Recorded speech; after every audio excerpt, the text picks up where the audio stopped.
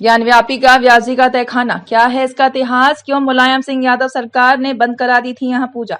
व्यास जी के तहखाने में साल 1993 से पहले व्यास परिवार पूजा अर्चना किया करता था। यहाँ तहखाना ज्ञानव्यापी परिसर में दक्षिण की ओर स्थित है।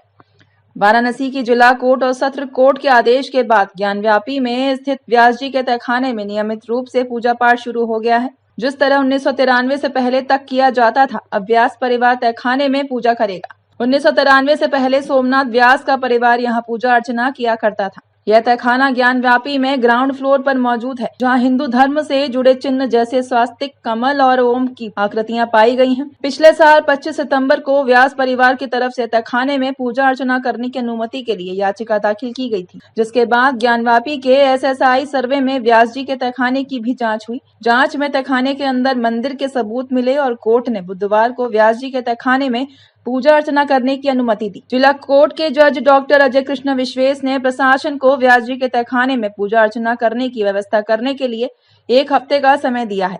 आइए जानते हैं व्यास जी का तहखाना क्या है, ज्ञानव्यापी में कहाँ स्थित है और 1993 में यहाँ पूजा अर्चना क्यों बंद करा दी थी। व्यास जी का तहखाना कहाँ है? सन 1993 से पहले व्यास जी के तहखाने में पूजा पाठ करने वाले व्यास परिवार के पोते आशुतोष व्यास ने बताया, ज्ञानव्यापी के अंदर 10 तहखाने मौजूद हैं।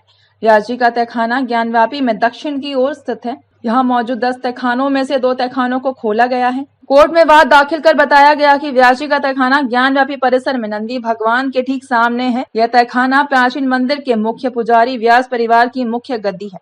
यह वह स्थान है जहाँ 400 साल से व्यास परिवार शैव परंपरा से पूजा पाठ करता था। ब्रिटिश काल में भी मुकदमा जीतकर व्यास परिवार का तहखाने पर कब्जा बरकरार रहा। व्यास जी के तहखाने में क्यों बंद हुई पूजा? आशुतोष व्यास ने बताया कि 1993 से व्यास जी के तहखाने को बंद कर दिया गया है और बैरिगेटिंग कर दी गई है। उन्होंने कहा कि उस समय समाजवादी पार्टी की सरकार थी और मुलायम सिंह यादव मुख्यमंत्री थे। अयोध्या राम जन्मभूमि मामले को लेकर मुलायम सिंह यादव ने बैरिगेटिंग लगा दी थी कि यहाँ सांप्रदायिक माहौल ना बिगड़े और लड़ाई झगड़े ना हो। पहले बांस बल्ली लगाकर टेम्परेरी तौर पर बैरिगेटिंग की गई और बाद में पक्की तरह से बंद कर दिया गया, तभी से वहाँ पूजा करना बंद है।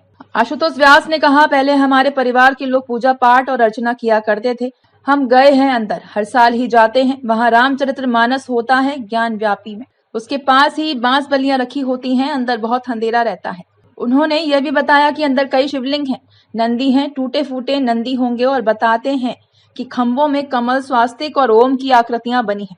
आशुतोष व्यास का कहना है कि 1993 से पहले अंदर जलाभिषेक होता था और रुद्राभिषेक किया जाता था।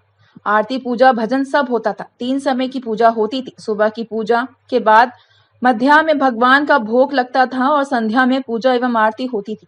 व्यास जी में पूजा के लिए किसने दाखिल की थी याचिका? 25 सितंबर 2023 को शैलेंद्र ठाकुर पाठक ने वाद दाखिल कर व्यास जी के तहखाने में पूजा पाठ फिर से शुरू करने की अनुमति मांगी थी।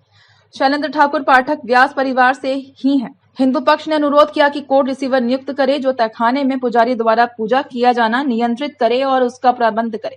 यह भी दलील दी गई कि तहखाने में जो मूर्तियां मौजूद हैं उनकी नियमित रूप से पूजा किया जाना आवश्यक है। सर्वे में भी वहां हिंदू धर्म से जुड़े चिन्ह और मंदिर होने के सबूत मिले।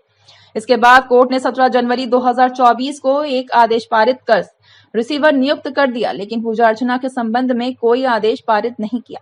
फिर 31 जनवरी को दोनों पक्षों की दलीलें सुनने के बाद कोर्ट ने हिंदू पक्ष को व्यास जी के तहखाने में पूजा अर्चना करने की अनुमति दी।